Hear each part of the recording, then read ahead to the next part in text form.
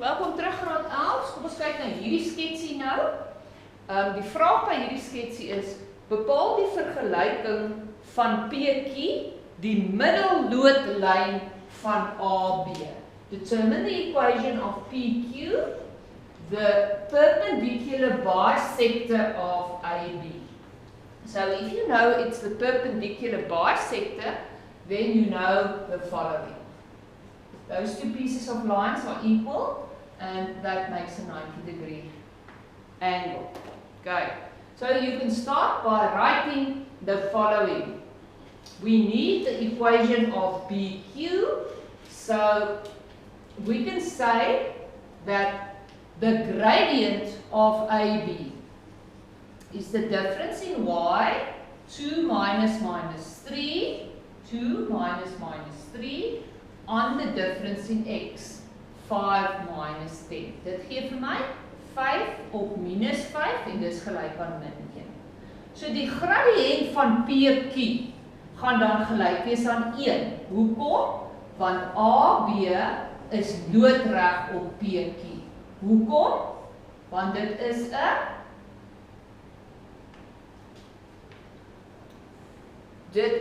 'n middelloodlyn. Okay, very important. Dit is 'n middelloodlyn. Middelloodlyn. Okay, now I've got the gradient of PQ. So now I need one coordinate, so I can determine the midpoint of AB because they share it. Ons weet dat die middelpunt van AB is gelyk aan die 2x waardes gedeel deur 2 en die som van die 2 y waardes gedeel deur 2. So dit gee vir my 15 gedeel deur 2 en minus 1 gedeel deur 2. So that's 7.5 and minus 1/2. So dit is die middelpunt. Hoekom is dit die middelpunt? Want dit is 'n middelloodlyn. So now we can use our formula, y minus y1 equals mx minus x1, en ons kan gaan sê, die y-waarde wat hulle deel is minus 1/2. So dit word min plus 1/2. Gradiënt is 1. En die x-waarde is 15 op 2. Nou kan ek die plus 1/2 oorval en word dit min 1/2. So ek het y is gelyk aan x. So ek nog enetjie bysit, dan is dit minus 16 op 2 en dis gelyk aan min 8. So die vergelyking van die middelloodlyn PQ is y is gelyk aan x minus 8. Very, very easy. Okay. The last example that we're going to do is that triangle that's been drawn on a Cartesian plane. Kyk na daai driehoek wat geteken is op 'n kartesiese vlak. En as julle so bietjie terugdink na graad 10, dan sal julle onthou dat ons so 'n tipe driehoek in graad 10 in meetkunde gedoen het. Daai tipe driehoek wat ons gedoen het, as jy terugdink, was die middelpuntstelling. Kan julle dit onthou, graad 11, the midpoint theorem. The midpoint theorem said that if a line is being drawn within a triangle parallel or from the midpoint from one side to the midpoint of the other side. Dit is eintlik die omgekeerde van die middelpuntstelling. Dan is hierdie lyn ewewydig aan daai lyn, and that piece is half of that piece, die middelpuntstelling. Kan julle dit onthou? As 'n lyn binne 'n driehoek ingeteken word, wat die twee sye verdeel sodat dit presies die middelpunt is van elke sy, dan beteken dit PQ is ewewydig aan AB en PQ is dan ook die helfte van AB. Okay. So now the question is determine the gradient of PQ. Wat ons weet volgens ons middelpuntstelling is die gradiënt van PQ gelyk aan die gradiënt van AB. En die rede hoekom ons dit sê is die middelpuntstelling. It's the midpoint theorem. Okay. So now we can determine the gradient of AB. The gradient of AB, difference in y, 1 minus 3 on the difference in x, minus 3 minus 7. Dit gee vir my minus 2 op minus 10. En dit is gelyk aan 5. So die gradiënt van PQ is ook gelyk aan 'n 5. First question. Next question. Die lengte van PQ. Nou die lengte van PQ weet ons uit die middelpuntstelling dat AB is gelyk aan 2 maal QP. Hoekom? Midpoint theorem. That's why. So ek gaan nou vir AB gaan uitwerk. So die lengte van AB is AB kwadraat. Dan het ek XA minus XB se kwadraat plus AA minus AB se kwadraat. Dit gee vir my minus 3 minus 7 is 10, 10 minus 10 kwadraat is 100 plus 4. Dit is gelyk aan 104. So AB is gelyk aan the square root of 104 units. And if you work out the square root of 104 units, you can half it to get QP. So jy kan gaan sê, jy soek 104, die helfte daarvan, en dis gelyk aan QP. Goed, juffrou ook nie 'n fout ergens gemaak nie. Okay, next question. If P's coordinates is minus 2, 4, as P se koördinate minus 2, 4 is. Minus 2, 4 is. P se koördinate.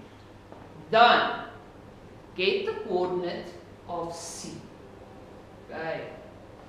P is the midpoint of AC. So dan is dit baie maklik om vir P te kry. Vir C te kry. Okay, let's quickly see. Let's take the midpoint of AP, and we write it down. That equals minus 2 and 4. Reg so. So as ons nou gaan kyk na die x-waarde van die middelpunt, dan gaan ons sê, if I want to determine the midpoint of AP, I can have XA plus XC, that's the midpoint of AC. Middelpunt van AC. Dan vat ek XA plus XC en ek deel hom deur 2, en ek vat vir IA plus IC en ek deel hom deur 2. Reg so. So let's substitute and break it up in 2 parts. Die x van A is minus 3. And the x of C is unknown. On 2, and that must equal minus 2. So we break it up now in 2 parts. Die y-waardes, die y van A is 1 plus IC gedeel deur 2, en dit gee vir my 4. So let's make 2 fractions on both sides and we do cross multiplication. Ons gaan kruisvermenigvuldiging doen, so ek het minus 3 plus XC is gelyk aan minus 4 on this side.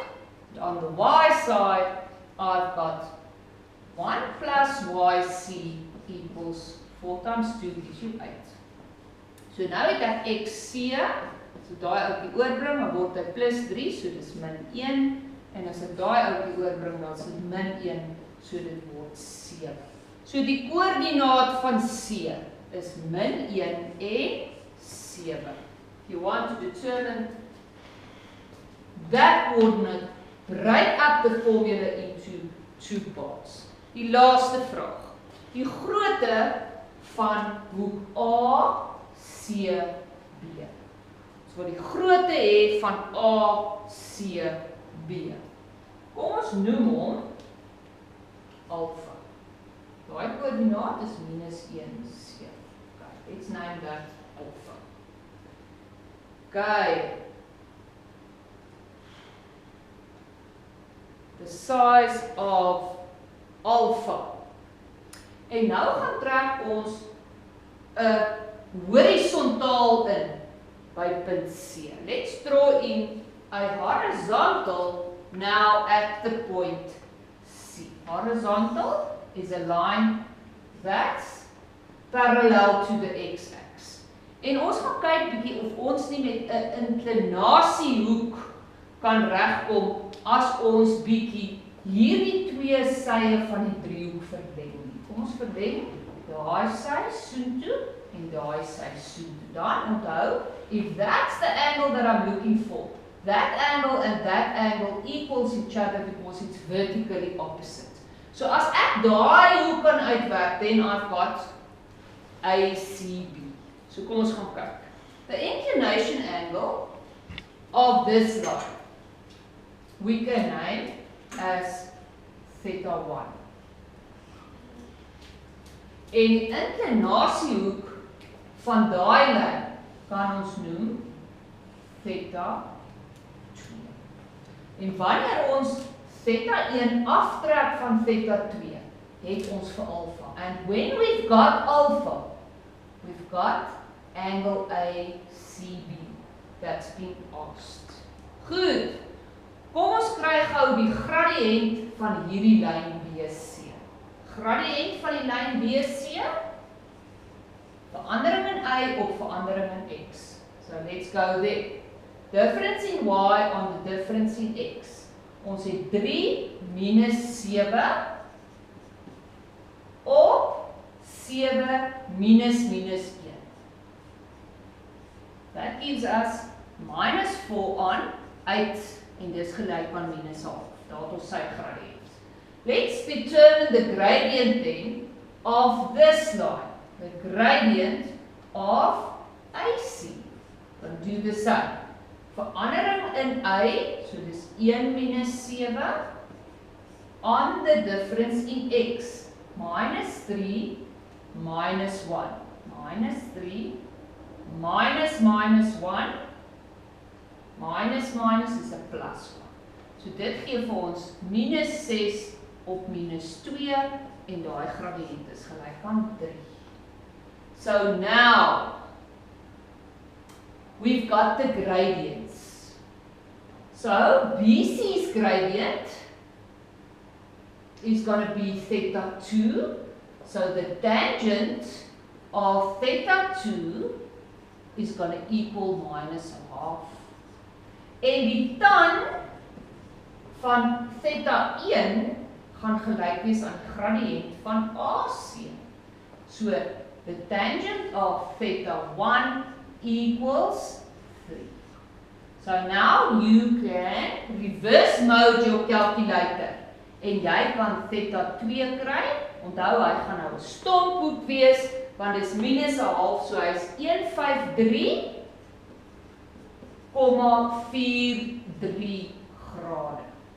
And θ1, if you put that into your calculator reverse mode, 7157.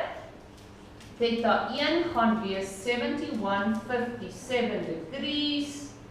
Then you've got θ2 en θ1, dan kan jy θ1 net aftrek van θ2 af. So alpha is θ2 minus θ1 and that's going to give you 81,86 degrees en dis dan ook gelyk aan jou hoek ACB. want dis regoorstaande. Write it in brackets. The reason, vertically opposite angles. That was a mouthful. Onthou graad 11, jy mag sy lengtes verleng om 'n horisontaal in te teken. Let's go and practice that, and I'll see you next time for the next lesson.